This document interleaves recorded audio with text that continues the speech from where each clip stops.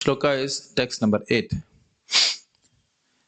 Nahi prapashyami mamapanudyat yashokamuchoshanamindriyanam avapya bhumau asapatnam riddham rajyam suranam api chadhipatyam nahi prapashyami mamapunudyat yachhokamuchoshanamindriyanam avapya bhumau vasapatnam riddham rajyam suranam api chadhipatyam. So Arjuna is speaking here. Nahi prapashyami. You have heard this word pashya. Pashya means see. And pra means prakrishena, very nicely. Praprashyami means nicely seeing. And na means not seeing. That means I do not see anything nice outcome from this war. Nahi, certainly. Nahi prapashyami mama punudyad. Certainly I am not seeing that mama, mine, and apunudyat, taken away. Yat shokam choshanam indriyanam. Yat means that, and shokam means lamentation. That lamentation which uchoshanam, which is, how to say, sukhara, is drying up.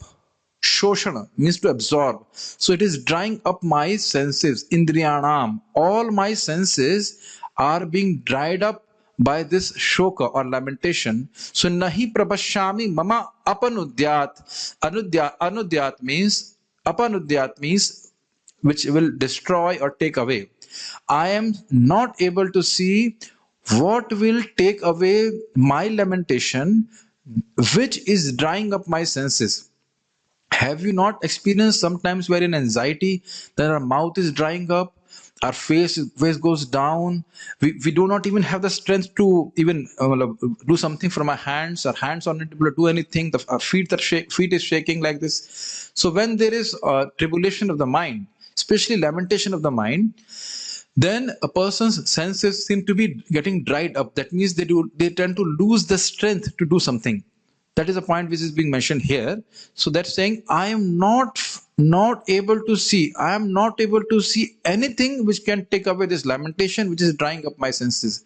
I think you are able to understand the meaning of drying up the senses. Now you see, drying up of the senses should not be taken in the literal sense that your eyes become dry or your tongue becomes dry or like that. It may be like that in some certain situations, but we have to understand in a laksharth. That means it is means that the sensory perception is getting difficult to behold. That means his eyes cannot see properly, his ears cannot hear properly, and he's basically getting bewildered. That's what he's saying. So he's saying, abhi koi solution nahi dikhai pad raha. I'm not able to see any solution. But then if you fight the war, you might win over a kingdom. So na avapya bhumau. Bhumau means earth. Asapatnam riddham. Riddham, let us see what is the translation given by Srila Prabhupada. What does riddham mean? Riddham, he says, prosperous. And Rajyam means kingdom.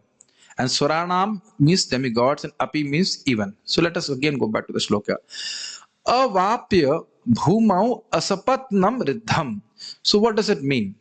Even if I will get avapya, prapta, apta, all these things have a sense of getting something. So avapya, even if I get asapatnam bhumau.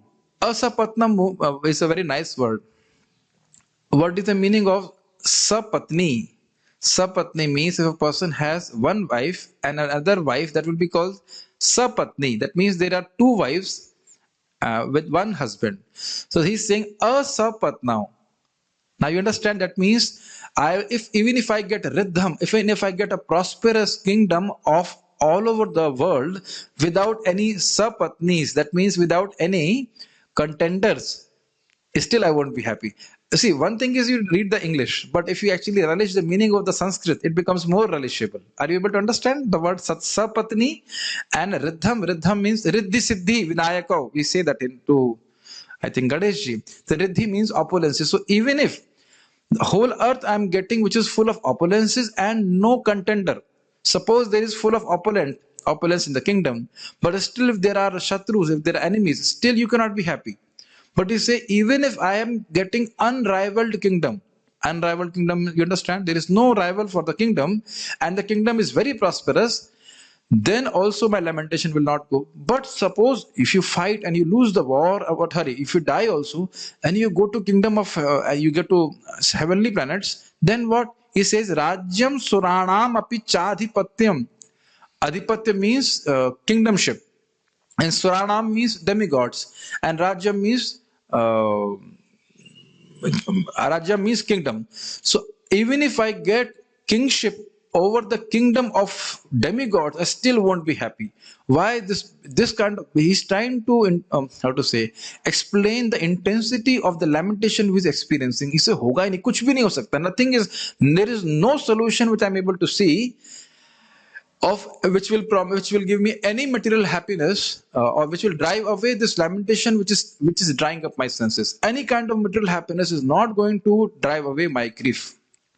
Now, one very interesting lesson we are learning from the statement of Arjuna, that material consolation cannot drive away our grief or lamentation. Just like I explained earlier also, some Mataji who is part of our group, so she was taking happiness hormones. That's quite funny, and not funny for us, but she was so depressed that she was taking happiness hormones. I've heard first time in my life. And then when it was reported to me that when she was hearing Bhagavatam and Bhagavad Gita, the doctor told, now you don't need to take happiness hormones, you're happy now. It's amazing, isn't it?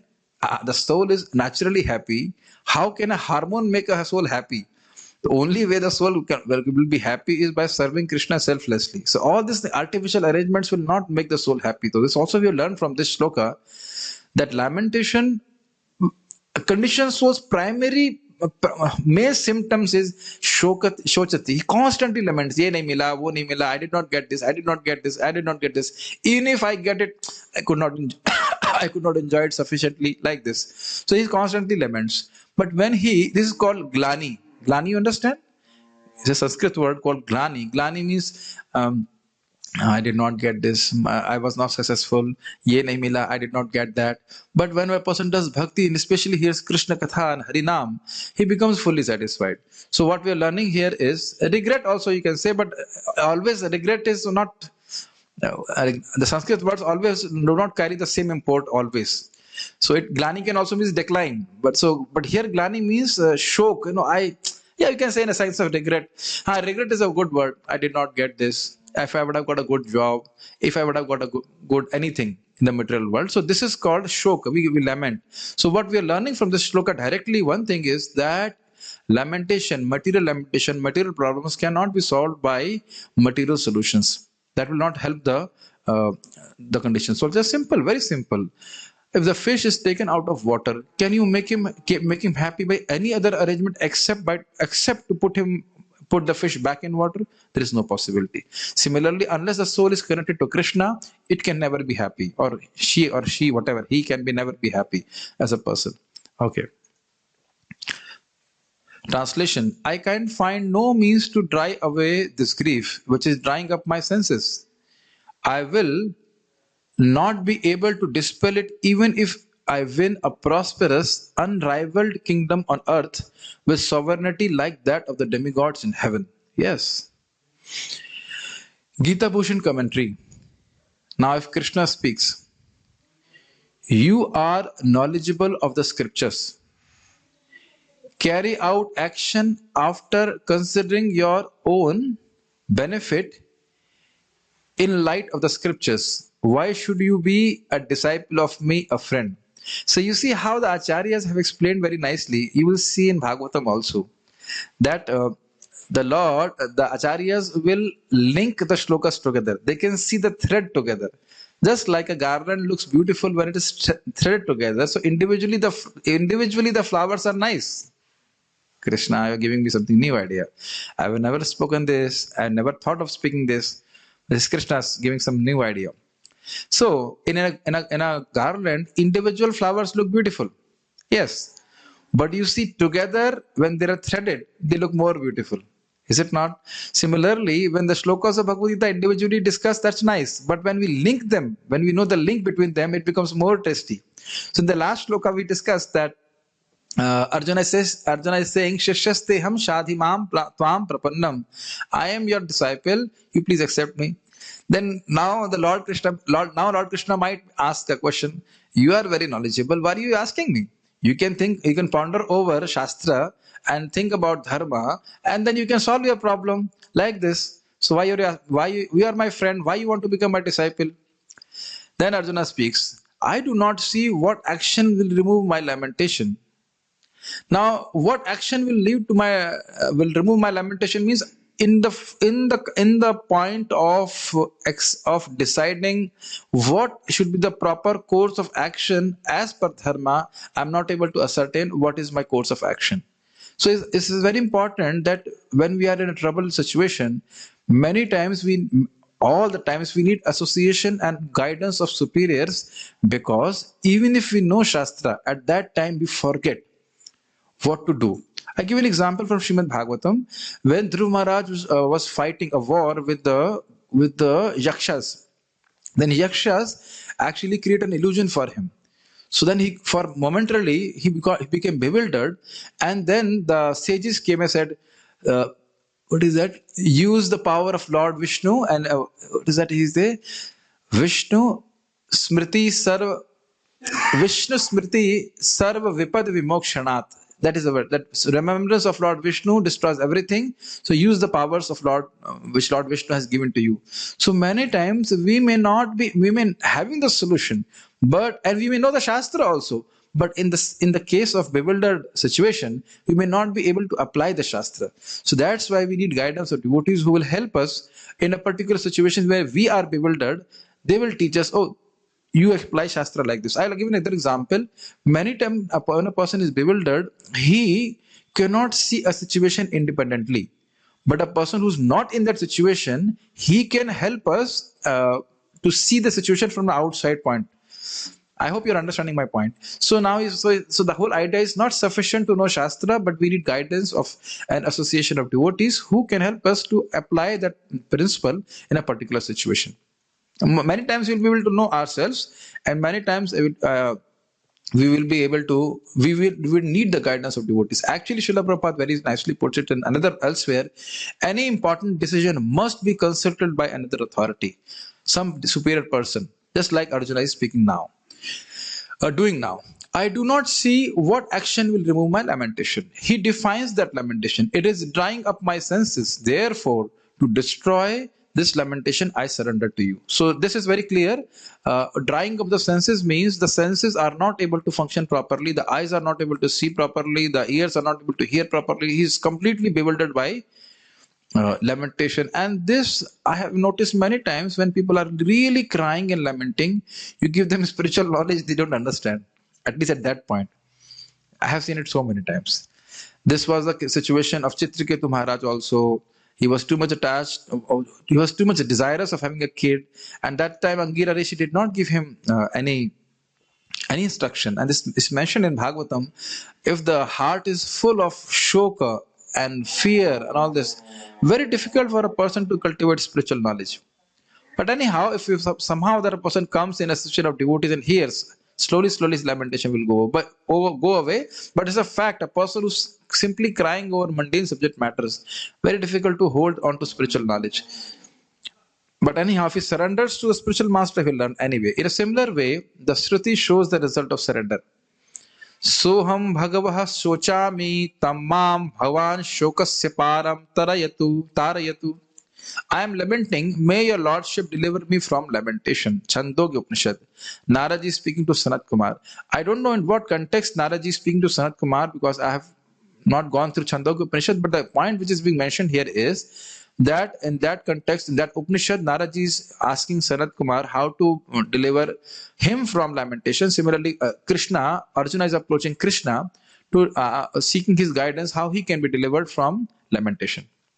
Now Krishna will speak. Now you surrender to me because you are afflicted with lamentation. You will be free of lamentation when you fight and gain an increase in happiness. So there is, now it's quite interesting. You see, Krishna is saying, you are accepting me as a spiritual master and telling me to, asking me guidance. But what is the difficulty? You are having lamentation because you are not fighting. Just fight. All the lamentation will go away. झगड़ा कर लो, बोला झगड़ा नहीं, युद्ध करो, सब problem solve हो जाएगी. You simply fight this war and the lamentation will go. What is the need for all this spiritual guidance and accepting you as my spiritual master? What is this? No, there is no need for this. So if suppose Krishna speaks this, then Arjuna says that no.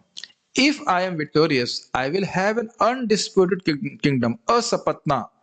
And if I am killed, I will gain sovereignty over devas and swarga. But still that will not drive away my lamentation, for it says in the Shruti, Tad yatheha karma jito lokashiyate evamatra punya jito lokashiyate.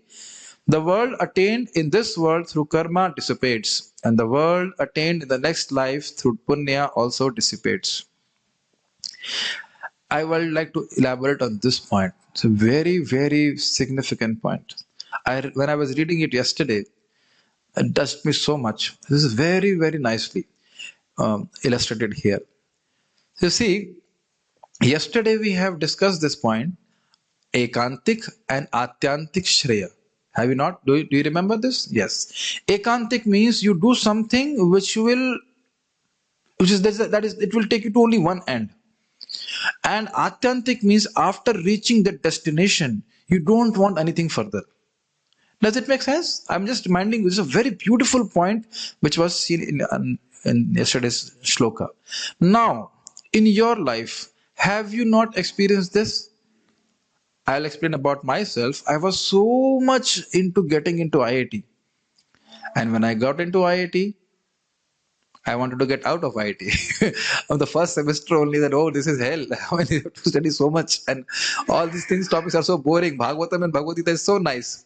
Anyhow, I crossed over that hell somehow, from devotee point of view. And sometimes I get a dream that my mother and father, father has gone, has left the planet. But sometimes I used to get a dream that my mother and father are pushing me, forcing me to do a PhD. And actually I would wake up from the dream. Oh, it was only a dream. So I'm just saying that material end for which I was completely bewildered. I was working so hard. And when I received also, then only it resulted in lamentation, because that is not satisfying the soul. Are you able to understand?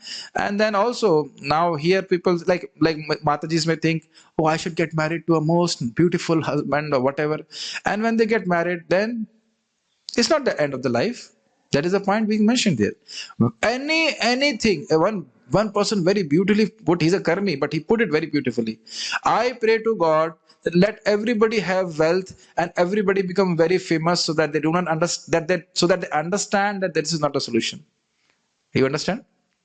So this is quite interesting. So now that the point what I'm trying to say is that any material situations, we are not saying that you don't get married or do anything or I don't have kids or anything, but these are not the goals of life, neither Atyantik, neither Ekantik. They will not make us happy. What makes us happy? By having bhakti. Just like someday if we have very blissful japa, don't we become happy?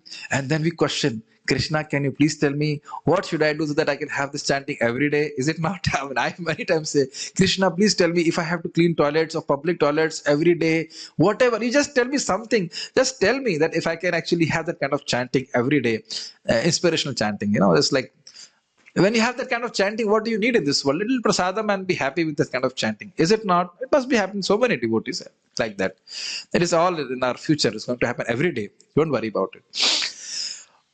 So, what I wanted to say that the highest end is pure devotional service to Krishna, in which we do not demand or desire anything except Krishna's pleasure. That is the whole point. So this is ekantik and atyantik. Once you get that, yam ladva chaparam labham mannate nadhikam tatah. Nothing. I don't want anything else. I don't want anything else. And that's what devotees have prayed to when Mahaprabhu had asked them, what do you want? No, I don't want anything else. I just want bhakti to you. Well, Krishna appears before a devotee. What do you want? No, nothing. I'm happy with your devotional service. That's the whole point. So we were discussing on this point that in this world, now in context to this, in this world, whatever we attain through our karma dissipates. What do you have to explain? Dissipates means slowly goes away. The happiness which we conjured of, I'll get this happiness by this material situation, dissipates, fades. You understand? Fades away like this. And same thing, if a person goes in Swarga, that also will not satisfy the soul. It's all illusory. It's all anything which is not eternal will not satisfy the soul. Nothing less than eternal and infinite can satisfy the soul. Nothing less than eternal and infinite will satisfy the soul. Nothing less than spiritual will satisfy the soul. This is we are learning from here. So I'm explaining this more because this is a very important point. Yes. And otherwise also, suppose if you get anything by karma, it gets dissipated because the karma is getting depleted. Even if you are enjoying very nicely in Swarga, but then the punya, as the punya goes down, the person falls back to the material world. But my dear devotees, here very carefully, very nice offer. If we go to Swarga, I don't want to say also, but if a devotee goes to Swarga because of devotional service, his punya does not become less. Are you able to understand this point? Not me, but if a person goes to Swarga by chanting Hare Krishna, his punya doesn't get destroyed. He will be in Swarga till the time he gets bored by being in Swarga. You will hear this again in the 8th chapter. It's a very secret thing. Any other karma, you go to Swarga, punya becomes less, and you come back here. You are forced to come back here. But if a person goes to Swarga by reading Bhagavad Gita, 18th chapter, 5 shlokas, remember when we were discussing in Hindi, one person asked, Prabhuji, kaun se shlok the wo 5 isko padh karke Swarga gaya? So, no, when a person goes to Swarga by devotional service, he will go further. He will practice Krishna consciousness further because he will get bored and then he will go back to Godhead. Questions later on. I will not be able to finish the lecture. But the point is that whatever punya, whatever credit you are getting in devotional service, even if you want, you bang your head on the wall, we cannot destroy it. This is how powerful bhakti is. The happiness of this life and the next attained through fighting will not extinguish the lamentation. Since fighting will not take away my lamentation, please tell me how fighting is beneficial. Okay, so this is very clear. I'm not saying that this fighting is of any good to me. So unless you explain to me it is good for me, how are you going to market this product to me? Marketing is important. You create a need and then you say you buy this product. So you want me to fight. I'm not going to buy your proposal unless you explain to me. This is how it is there. This is very beautiful purport. Although Arjuna was putting forward so many arguments based on knowledge of the principles of religion and moral codes, it appears that he was unable to solve his real problem without the help of the spiritual master, Lord Sri Krishna. Same way, Tapan Mishra, who met Sriman Chaitanya Mahaprabhu, Krishna himself, in Bangladesh, he read so many scriptures, but he could not ascertain the goal of life and the means to attain that goal. And then Mahaprabhu says, you chant Hare Krishna. When you chant Hare Krishna, sadhite jab primankur hoy, when you keep on chanting Hare Krishna and the love of God will sprout in your heart, sadhan sadhyata to janite pare, then you will be able to understand what is the goal of life and what is the means of to attain that goal. Quite interesting. We may say goal of life is love of God, but maybe that is not my goal of life. That is what Srila Prabhupada speaks. Does it make sense to you? We may say, goal of life is love of God for devotees, not for me. It's correct. Goal of life is love of God, but not for me. So like that. So, but when we keep on chanting Hare Krishna, Srila Prabhupada says, then a person realizes that his only exclusive object of love is Krishna. It's a beautiful point. Beautiful point. All of us want to know, all of us know how to love. but our love is invested in different places. So by chanting Hare Krishna, we begin to realize my only object of love is Krishna and his devotees. Krishna means Krishna's devotees also, like this. Very nice. So I'm just saying that, what I'm saying that along with Shastra, we need the guidance of devotees and spiritual master who will help us how to apply that Shastra in our life practically.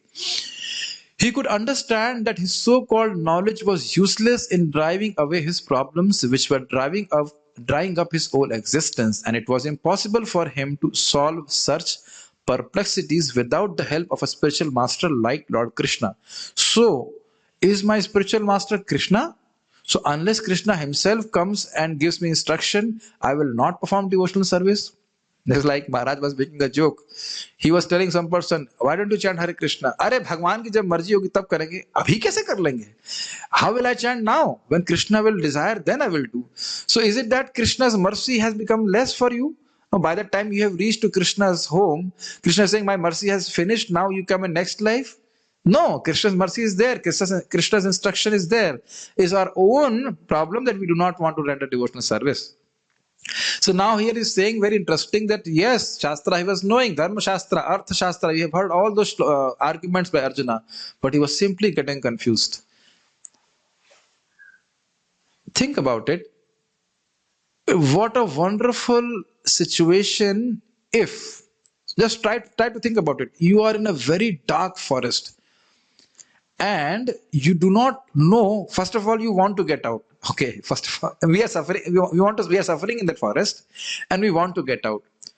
Now, still it will be a problem if there is nobody to tell us how to get out. Does it make sense? And we are trying our own ways to go this way and that way. And I've told you this, if you don't believe, you please go to Lucknow and actually see the Bhul Bhulaiya.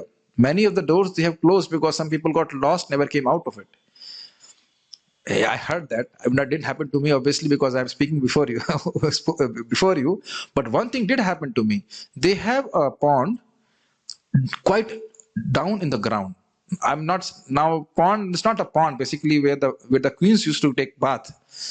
And as we were going with the guide, so even with the guide, when I was going down, I was thinking I'm going up.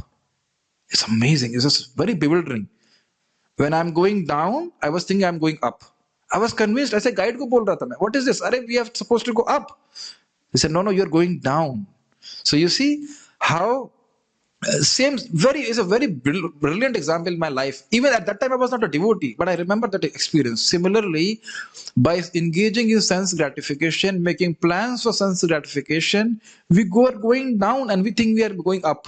So we need association of devotees who constantly hammer us, tell us that no, sense gratification is not going to bring you up.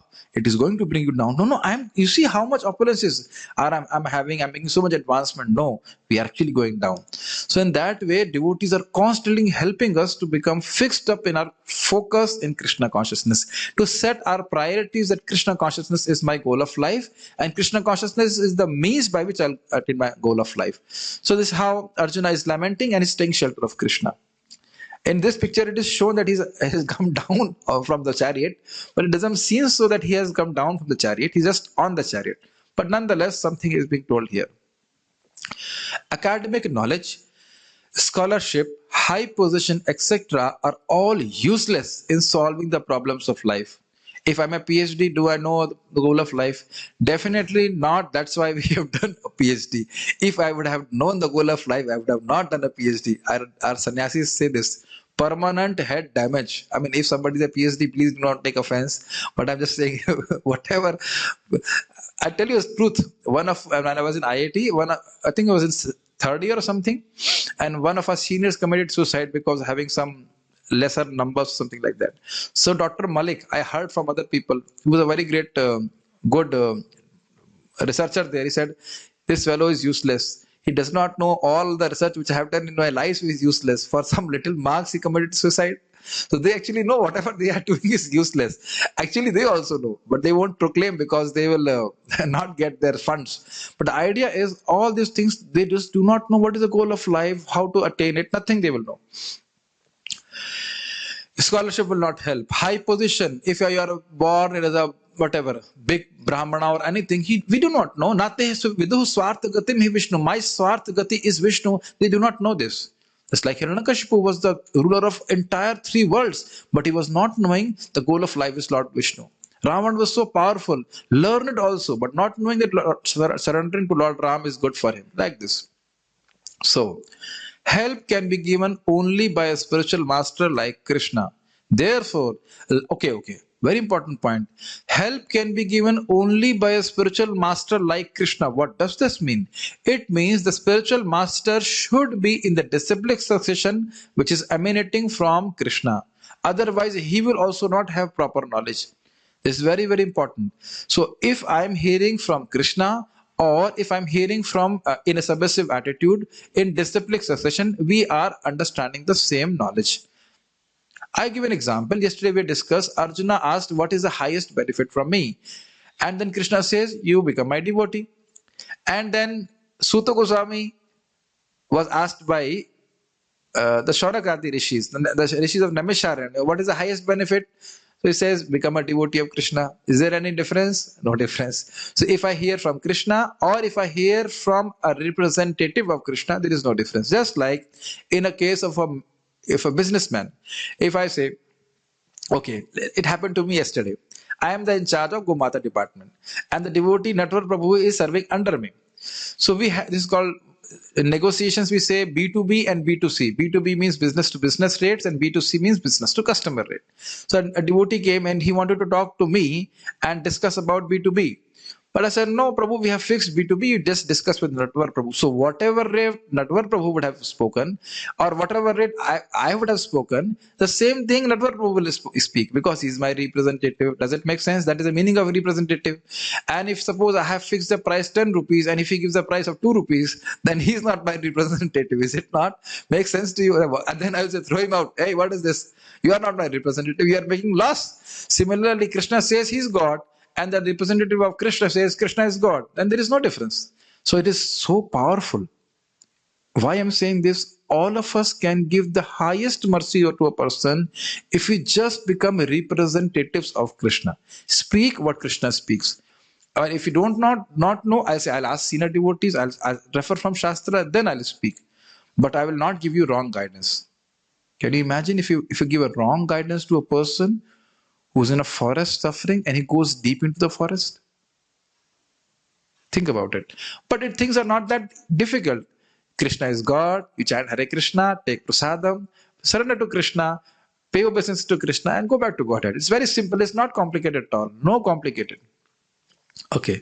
Therefore, the conclusion is that a spiritual master who is 100% Krishna conscious is the bona fide spiritual master, for he can solve the problems of life. What does it mean? It means he himself considers himself a servant of Krishna. And this is the meaning of being 100% Krishna conscious. And he is practicing pure bhakti. He does not aspire for material results from practicing Krishna consciousness. So he has experience, he has full knowledge, he has full experience, and in that way he can give guidance to others. Lord Chaitanya said that one who is a master in the science of Krishna consciousness, regardless of his social position, is the real spiritual master. Beautiful point Srila Prabhupada is explaining. The only qualification of the spiritual master is that he should be a pure devotee or purely aspiring devotee. Both people are pure. And it doesn't matter to what ashram or varna he belongs to. This is the instruction of Lord Chaitanya Mahaprabhu. Kiba vipra kiba nyasi shudra ke nanaye ye Krishna tattva veta se guru hoy. He spoke this to Srila Ramanand Rai that no, kiba vipra, maybe he's a brahmana, kiba nyasi, maybe he's a sannyasi, shudra ke nanaye, maybe he's from a shudra background. Ye Krishna tattva veta se guru hoy. A person who has proper knowledge of Krishna, that person is spiritual master. It does not matter whether a person is a Vipra, learned scholar in Vedic wisdom, or is born in a lower family, or is in the renounced order of life. If he is master in the science of Krishna, he is a perfect and bona fide spiritual master. Chaitanya Charitamrita Madhya Leela 18.128. So what does it mean? It means, who will be Krishna Veta? Who will know Krishna? Bhaktya mam abhijanati yavan ischasmi tattvataha. Tato mam tattvato gyatva vishite tadanantaram. that a person who has bhakti will know Krishna, and that person who knows Krishna can tell others about Krishna, is it not? So when a person renders devotional service to Krishna, like now we are hearing from Bhagavad Gita, this is bhakti. So now we understand about Krishna properly, and then we can speak about Krishna properly. Like today's class, I have to speak something about Dhir Lalit. So I asked, confirm from Maharaj, what is the meaning of Dhir Lalit?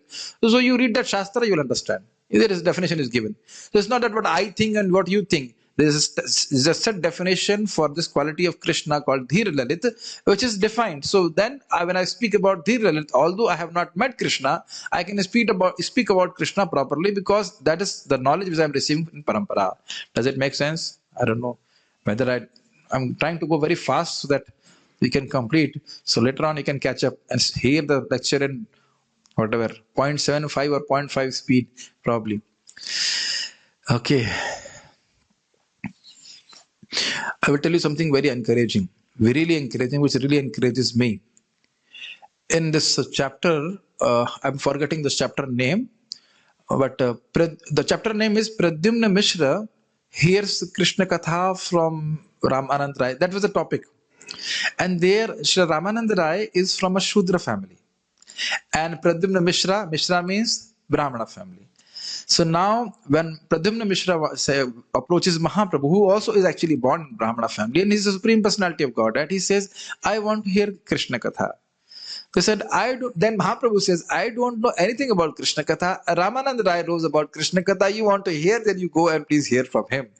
Now, if you see that chapter's beginning, the first shloka in which the prayers are offered in Sanskrit by Srila Krishnadas Kaviraj Goswami, he says, I am taking shelter of Sriman Chaitanya Mahaprabhu, by whose mercy even the most fallen person becomes a Bhakti Shastra Pravartaka. He becomes the Pravartak or expounder of Bhakti Shastra. So why I'm saying, even if we consider we are most fallen, and there is no doubt about it, but by the mercy of Sriman Chaitanya Mahaprabhu, we can speak on Bhagavatam, we can speak on Bhagavad Gita, which are the highest Shastras available. Does it make sense to you? And there, when the whole pastime is there, which you can read only when you pay 2,000 rupees and get the book. But if you read it, then it's very interesting that after the whole discussion, and when he hears Krishna Katha from morning till evening without any prasadam, then what he felt? Hungry? No. The servant comes and says, now is the time, evening has come, my dear sir. Then says, oh, evening has come. And then he begins to dance. Pradyumna Mishra says, I'm so happy. And then Ramanand Rai says, do not think that I am speaking. I am like a veena, and the veena vadak, the player of the veena, is Srimad Chaitanya Mahaprabhu. So I'm just saying that the Lord becomes very happy to give glories to his devotees. So, if we desire to speak Krishna Katha, remember Sriman Chaitanya Mahaprabhu, and by his mercy we can speak Krishna Katha, which will appeal to people, which will influence people, and they will take up Krishna consciousness. I just said all these things to make it a point that regardless of our material situation, Mataji, Prabhuji, Shudra, Brahmana, if we have a sincere desire to glorify Sriman Chaitanya Mahaprabhu, Krishna, and his holy names, they will empower us to speak like this. Yes. So without being a master in the science of Krishna consciousness, no one is a bona fide spiritual master. So you have understood? A person is a bona fide spiritual master if he is a master of Krishna consciousness, and if he can become a master only when he becomes a proper student of the science of Krishna consciousness. And it's a science, it's not something emotional. It is also said in Vedic literatures, very beautiful shloka, Shat karma nipuno vipro mantra tantra visharadaha avaishnavo guru nasyad vaishnavah shva pacho guru. Beautiful shloka. Shat karma nipuno vipro mantra tantra visharada, all 6 kinds of karmas which are supposed to be done by a brahmana. Nipuno, he's very expert. Vipro, he's vipra, he knows the shastra also. Mantra tantra visharada, he is very, very visharad, he's very, very expert in mantras and tantras. But avaishnavo gurur nasyat, even if he's like this, but if he's not a devotee of Krishna, he must not be accepted as a spiritual master. Vaishnava Shvapacho Guru. Shvapach means born in the family of dog eaters. But if he's a Vaishnav, he should be accepted as spiritual master. So you can understand what kind of heavy statement it is. A person born in a Brahmana family, qualified with Brahmanical culture, but not a devotee of Krishna, should not be accepted as spiritual master. It's a very, very, very strong statement. Because, and you will see, maybe you will hear of some people who say, don't accept a spiritual master in ISKCON who is from outside of India. It's an amazing thing that it seems they have never read Bhagavad Gita. Without realizing what kind of devotee he is, how much preaching he has done. I have not heard directly, but I have heard other devotees speaking to some brahmacharis of our ashram. They went out, said something. I just heard something. I was just shocked. I said, how can you say like this? A person who's a devotee, a pure devotee, is preaching very nicely, a sincere practitioner of Krishna consciousness, advanced practitioner of Krishna consciousness, and you say he's not qualified to be a spiritual master. What do you say? Have you not read Srila Prabhupada books? So you understand my point now? Even, and these words are spoken by some ISKCON devotees. I'm not saying all, so few devotees. So this is how people get bewildered when they don't read Shastra. Then are you reading? Are you a follower of Srila Prabhupada? So you see, I'm not against them. In certain situations, they are actually bewildered. Any person who has pure devotional service, he is fit to be spiritual master. That is the whole point which is being mentioned here. We should not look at the skin, outer skin. A scholarly Brahmana expert in all subjects of Vedic knowledge is unfit to become a spiritual master without being a Vaishnav or expert in the science of Krishna consciousness. But a person born in a family of a lower caste can become a spiritual master if he is a Vaishnav or Krishna conscious. Padma Puran. My request is, anytime a person says something strange to you, it will happen. Because devotees is a very big congregation and people have their own understanding. Both of us read Bible day and night. You read black and I read white. You understand this point? So everybody is reading, but they have, as per their consciousness, they will think like this. So whenever they say, you very humbly ask, Prabhuji or Mataji, you are saying like this, is there any Shastric Praman for this, that we should not take initiation from a devotee who's from Western background? And obviously he has no Praman for this. And we have a Praman here now. Okay? So then in that we will only be bewildered. The problems of material existence, birth, old age, disease and death cannot be counteracted by accumulation of wealth and economic development. This is a very nice point. I really love this. People, it's very interesting. Please give me today some time. Maybe I'll send packets of prasadam to you by telegram. Something like that. At least the photos of it. This is a really important point. Any person you preach to, he says very nicely, "Bhai, जीवन की समस्याएं क्या है? What is the problem of life?" And he said, employment nahi mil raha hai, ye hai, I'm not getting employment. But the problems of life, please hear very carefully, real problems of life means everybody is having that problem first, and it cannot be counteracted by any other means. One has to suffer it. Everybody has to go through that problem. So now, if we talk about birth, everybody has to go through birth. Everybody has to go to, and nobody can avoid it. Everybody has to go through it and nobody can avoid it. And so the problem of birth, is a big problem. The problem of disease, death and old age, nobody can avoid it simply by material adjustment. So what is the solution for that problem? Have you ever thought of it? That's what Lord Krishna says. Janma mrityu jara vyadhi dukh dosha. Doshanu darshanam. Constantly seeing that in this world, these four problems are there.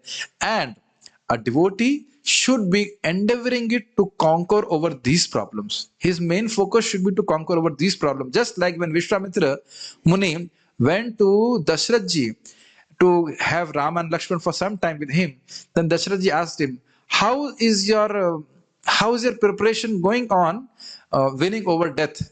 Janma mrityu jayaya, something like that is there in Ramayana. He did not say, how are you? Is your ashram nicely maintained or like that? He does not ask that question. Don't ask that question from sadhus. How are you? My dear Prabhuji, how are you? Even some people ask the sannyasis, Maharaj ji, aap kaise ho?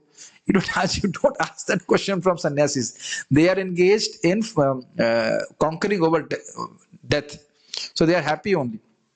So the point what Prabhupada is saying, that all these material situations by accumulation of wealth and economic development cannot be solved. Very nicely shown by our devotee here. Steve Jobs, Steve Jobs, his name was, is gone. What is his name? Steve Jobs. 1953 to 2011, finished. We don't know where he is now. So all his wealth left here. Dhirubhai Ambani, left. Michael Jackson, left with all he left his wealth here, and now where he goes, we don't know. And the next one probably is our Prabhu, Bill Gates Prabhu, who will also Steve Jobs has taken prasadam, so prasadam will save him, but his apple will not save him. If he would have taken an apple offered to Krishna, that will save him, but his apple will not save him. Makes sense to you? So that is the whole point. That the wealth and anything accomplishment. This Michael Jackson was so famous. All those things. If he would have chanted Hare Krishna, how much he would have been benefited, but he did not do that. So I'm just saying that very nicely illustrated here. All these people have not focused on solving the problems of their life, and all the problems which they thought were supposed to be solved, only they were not solution to this problem. Make sense to you? So devotee understands, and he keeps his focus on solving the main problem of beyond birth and death. In many parts of the world, there are states which are replete with all facilities of life, which are full of wealth and economically developed. Yet, the problems of material existence are still present. This is very nicely presented.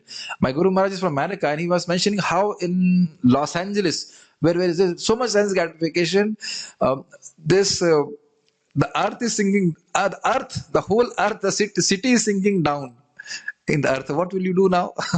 So you see, it's like Krishna has a very nice sense of humor. I may have a nice body, everything, but somewhere there is a pinprick. You understand pinprick? Then you are not happy. So similarly, a person may be very, very much economically developed, but the material nature will always have some pinprick. Or, my Guru Maharaj put it very nicely. He said, you see, the Americans raised a war against Iraq because 5,000 of their people were killed by that September 11, I don't know, whatever, incident. Is it not? You must be aware. Then he said, there's a special cyclone, it's El Nino or something, which hits America, and it kills thousands and thousands of Americans. What does the government can do now? Will you wage a war against the nature? Beautifully put by Guru Maharaj. So that's the same thing. We may have so much material adjustment, but bang, everything gets finished in no second. So material situations cannot help us. And even if we do not have trouble, like one devotee in Indonesia was very rich, but he was telling, "Oh, I was feeling so dry without Krishna consciousness." So when even he drove 2 hours to reach to hear Bhagavatam class. He was so eager to hear. So wealth will not make us happy. It's by Krishna consciousness that we can be happy. They are seeking peace in different ways, but they can achieve real happiness only if they consult Krishna or the Bhagavad Gita and Srimad Bhagavatam, which constitute the science of Krishna through the bona fide representative of Krishna, the man in Krishna consciousness. So this is very clear. Unless a person comes to the platform of pure devotional service, he cannot be happy, and he cannot come to the path of pure, to even the path of pure devotional service, or talk of achieving pure devotional service, unless he meets devotees. Even Srila Prabhupada was asked, if you read your books and don't associate with devotees, can we advance? And Prabhupada said, no. We have to associate with devotees, and then only we can advance in Krishna consciousness, along with reading of Srila Prabhupada's books. If economic development and material comforts could drive away one's lamentation for family, social, national, or international inabilities, then Arjuna would not have said that even an unrivaled kingdom on earth or supremacy like that of the demigods in heavenly planets would be unable to drive away his lamentation. He sought, therefore, refuge in Krishna consciousness, and that is the right path for peace and harmony. So this is very important. Now the theme is again repeated here. Material adjustments, materials. There is no solution, no material solution to material problems. A spiritual solution to material problems by becoming Krishna conscious. Economic development or supremacy over the world can be finished at any moment by the cataclysms of material nature. This we have discussed just now. I will give an example. As I was a small child, I read this. There is a city called a city of Pompeii, somewhere in Rome.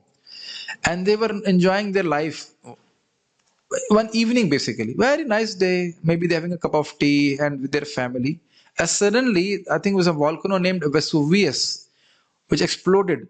And they did not even had a time to put their cup down. They were buried with their hands in their cup like this. Something like this. You can see the video. And later on, they were excavated. The impressions were like this. Somebody was playing, somebody was having a hand like this. They all got buried like this. Within a moment, everything got finished. So we have experience. It's not that Srila Prabhupada is just saying something out of his whims. He's actually there. History has repeated itself. So this is a point when people go against the supremacy of the Lord, the material nature will punish them. Just like now we have this corona and all these things.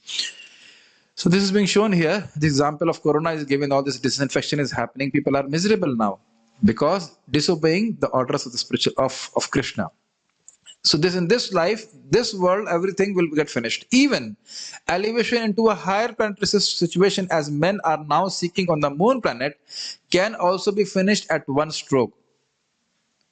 Let me just explain this. Before I talk about this very nicely, there's a description of how Bali Maharaj conquered over Indra in Swarga. And Srila Sridhar Swami says, why the description of Swarga is there? Then he says that to show that even the happiness of Swarga is ephemeral. It will go away. There's a very, very detailed description of Swarga and that how the demigods are enjoying. And then there's a description how Bali Maharaj comes with his forces and just defeats the Indra and drives him out. You understand the point what I'm trying to say in 8th canto. So to show that even the happiness of Swarga is not eternal. So devotees should not desire to go to Swarga. So now it is mentioned here that, but other point is when a person goes to Swarga, his destination is only till the time he has punya. The Bhagavad Gita confirms this. Shine punne marte lokam vishanti. Like Prabhupada says like this. Vishanti, he says in a way as if a person is falling down. Doom, vishanti. Shine punne marte lokam vishanti. Like this he says. So like this a person drops down. So why I should endeavor for going to Swarga and all these things? Useless. When the results of pious activities are finished, one falls down again from the peak of happiness to the lowest status of happiness. Many politicians of the world have fallen down in that way. Very nicely. There's one President Kennedy, who was the president of America at the time of, I think, 1965 or something, when Srila Prabhupada was there. And then and he was killed. So Prabhupada said, from top of the world to out of the world. T-O-P, and he reversed it. O-U-T. It's amazing comment, is it not? From top of the world and finished out of the world. Like this. So like this worldly situation is there, and this thing we should hear again and again, so that, my dear devotees, make an arrangement so that your bodily necessities are taken care of. But do not aspire to gain a lot of wealth and all those things. We simply waste our life for this. So then why are you doing business? I am not doing business for wealth.